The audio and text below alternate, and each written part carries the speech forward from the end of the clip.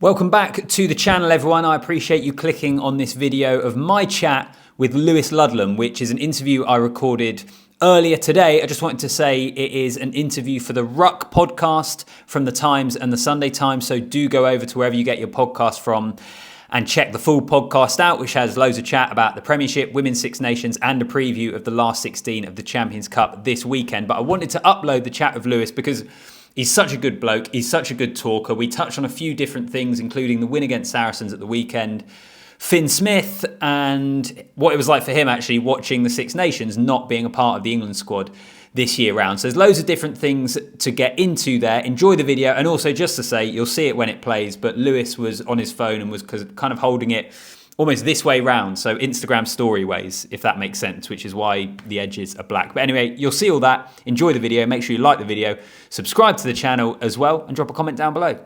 Nice one. Well, Lewis, really appreciate your time. Great to get you back on the podcast. Firstly, how was your Easter? I guess it's made a hell of a lot better by a big win on Friday night.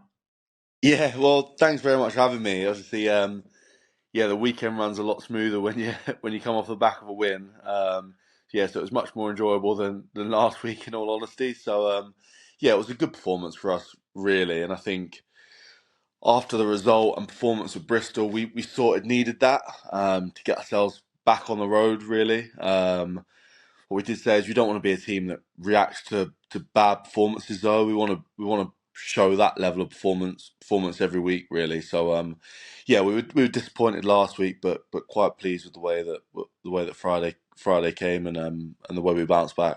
You always hear sports people say, the difference between a loss and a win and your mood in the weekend and just all that sort of thing. Is it really tangible for you? The difference between winning and losing and your weekend just having a completely different complexion to it?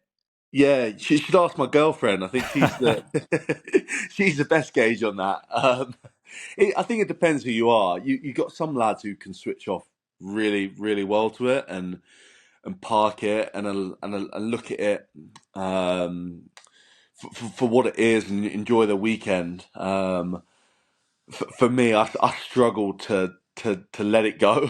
I think, and I don't think it's until I'm back on the pitch the following week that you actually feel like you've shaken it a little bit. So I think you can deal with losing. I think the manner in which we lost last week, we never really put a game on the pitch. I think it was so frustrating. You think about all week just getting back on the pitch and righting those wrongs. So it depends who you ask, really, I suppose. Yeah, and an important win as well. I mean, I know against Saracens, but just in terms of this whole race for the playoffs in the Premiership, it's absolutely mad, isn't it? You look at the results over the weekend. I was at the Stoop for the Queen's Bath game, which was crazy. But the fact that we've got, and we've spoken about it earlier on this podcast with Elgin and Mark, Bath in second, Sale in eighth. They've both won and lost the same amount of games. It's just bonus points separating them. It is. I think that speaks to the brand of Premiership rugby these days and what it's offering. I think in the past people have questioned the product. I think now you've got a product where every weekend any team can beat anyone, and that's so exciting for fans. I think for us, it's we need to try and separate ourselves from the pack a little bit, and it is so close. Like you end up losing one or two games, and you can drop down 2 or 3 places in the table. So I think the message for us is just we've got to be consistent with it. We've got to sort of separate ourselves from it and give ourselves a little bit of breathing room because it's so close around the top of the table. Yeah, I saw Phil Dowson say essentially exactly that after the game on Friday night, is that you don't want to be a team that becomes a yo-yo team, which we've seen, and it's probably not even that disrespectful. I think there are a number of clubs that probably have been that way this year, and you can see that from the amount of their kind of win-loss column. But for you guys, you have been consistent, and it's about just making sure that you're back on it now, you're back on your form. Exactly, and I think in past seasons we've definitely been accused of being one of those teams where up and down, and we've always sort of been in games and with the ability to win them, but haven't really had that consistency. And I think that's been the difference this year for us. I put that down to probably our defence has come a long way. That keeps you in games for longer, and our and our forward pack, I think, as well, has really stepped up this year in the way that they've been able to control games. So yeah, I think that's been the two main positives for us this year. It's just about keeping them going and making sure that we bring the best of ourselves every week from now on.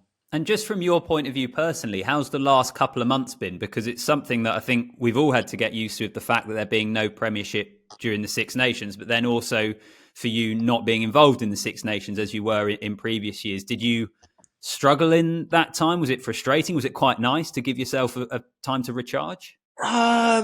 Bit of both, in all honesty. I think for rugby in general, I think that period's fantastic. I think it's awesome that players don't have to leave their club to play for country and miss out on Prem games, and for supporters they get to watch every game with the best players playing. So I think for rugby it's a brilliant thing. As a player, and someone who's struggled with injury start of the season, it's frustrating because you want to get a run of games, you want to get out there, and perform and play and compete.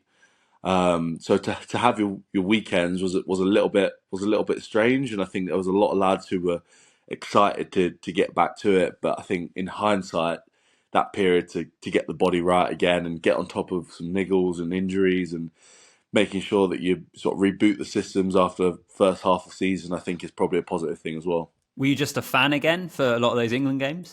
Yeah, I was, and I thought I'd be really gutted watching it, and I think sometimes as a player when you're not involved, you don't like watching the games, but I know what those boys have been through and the amount of pressure they're getting. So to see them perform in the manner that they did, I think was really pleasing. Something I enjoyed as well, and I know they're probably not quite where they want to, but I think they're getting a lot of bad press at the minute. But where that team's come and the way they're developing, and the heart they showed in that Ireland game in particular, hats off to those boys and deserve all the credit they get really.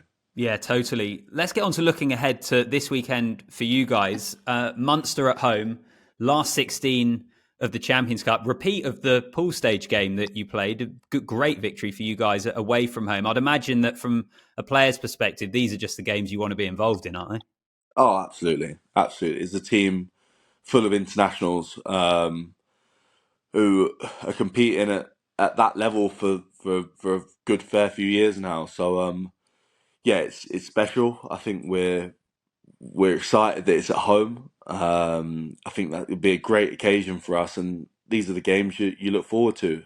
International level of competition in a European Cup for trophies in knockout games. It's exciting, and these are ones you want to be involved in, and these are ones you look back on with fond memories. Yeah, there's just one player in your team that I wanted to ask you about. And I know this year the squad performance has been brilliant. There's been a number of guys playing brilliant rugby, but it was just Finn Smith. Because as a young guy, and I remember watching that game against Munster away and how impressive I thought he was as the fly half and just how he executed what you guys wanted to do, put you in the right areas of the field. And again, I think we saw a really mature performance from him against Saracens on Friday night. I was just wondering if you could give a bit of an insight into what he's like and also just the maturity of him for such a young player. Yeah, I mean he's matured brilliantly in the last really noticeably in the last 7 8 months, I'd say. Last season he came in full of energy and full of excitement and wanting to play. But I think this year the side of his game he's developed is that control, his ability to put us in the right areas of the pitch, his decision making and when to play, when not to. And I think what people don't see is his ability to lead a team off the pitch as well in training week and be on top of standards. I think has been unbelievable. So I mean, it's so impressive for a young player like that to come in with the maturity he has and develop so quickly. And he's been, yeah, like I say, he's been fantastic for us. Has he gone from the excitable youngster to more of a leader in the dressing room? Yeah, he's to be fair, even I think being away with 40 in the Six Nations, he's come back in, and his rugby knowledge, it seems like he's aged another 10 years.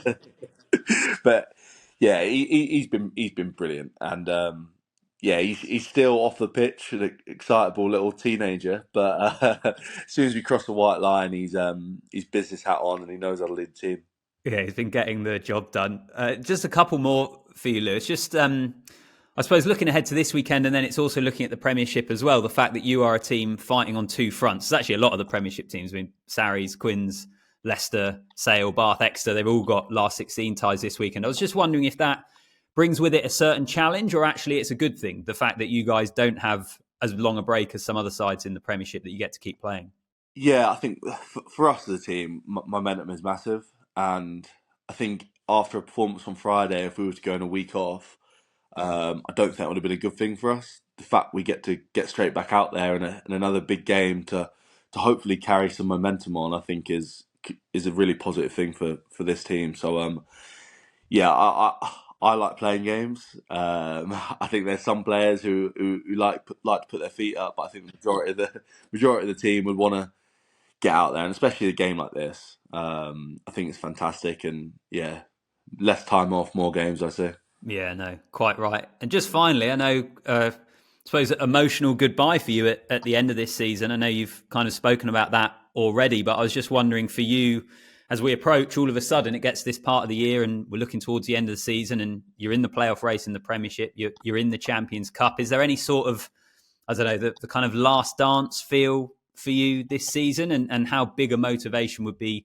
ending your Saints career with a bit of silverware at the end of it? Oh, absolutely. I mean, that's been the motivation every single year since I've been playing at the club, and always been desperate. I think the fact that it is literally last chance for me to win silverware at my childhood club is everything really. I said to my dad the other day, I remember being in the stands in 2014 when they won it, as a supporter, and since that moment being desperate for a part of it, to be a part of the club's history.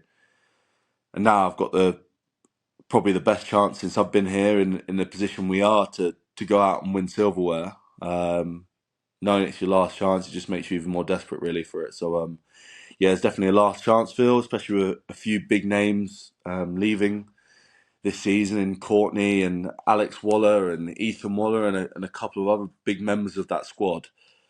Yeah, it does have that feel, and I think it's something we've got to thrive off really. Well, wish you all the very best for this weekend and for the remainder of the season. And thanks again, Lewis, for giving us your time on the pod. It's always great to get you on. So thank No you. problem. No, thanks very much for having me.